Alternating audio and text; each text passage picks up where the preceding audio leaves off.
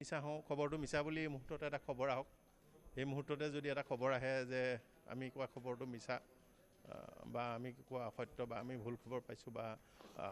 এটা মিৰাকল সম্ভৱ হৈছে কাৰণ হস্পিটেলতে আছে আৰু ইমাৰ্জেঞ্চি কেয়াৰ ক্ৰিটিকেল কেয়াৰৰ ছিংগাপুৰ বিশ্বৰে এটা ভাল শক্তিশালী ডেষ্টিনেশ্যন গতিকে তাৰ হয়তো best of the best treatment তেওঁ পাইছে বা এটেণ্ড কৰিছে আৰু এই সমগ্ৰ পৰিক্ৰমা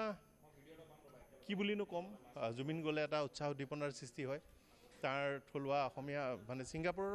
যিসকল অসমীয়া লোক আছে তাৰ বাসিন্দা তেওঁলোক তাতে ছিংগাপুৰতে আছে তেওঁলোক আহিছিল আৰু তেওঁলোকেই লৈ গৈছিল আচলতে ফুৰাবলৈ একেলগে কিছু সময় পাৰ কৰিব বিচাৰিছিলে আৰু ওলাই গৈছিল হয়তো তেওঁলোকে পেৰাছেইলিঙো কৰিছিল তাৰপাছতে তেওঁ স্নৰ্কেলিং কৰিছিল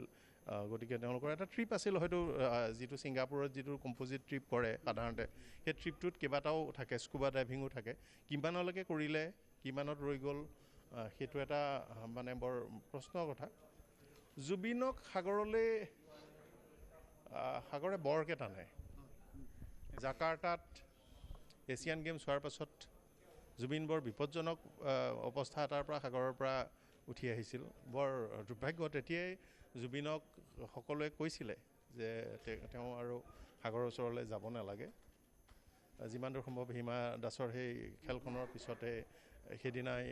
সেই ঘটনাটো সংঘটিত হৈছিলে আৰু এতিয়া তাতে আমাৰ অসমৰ লোকসকল আছে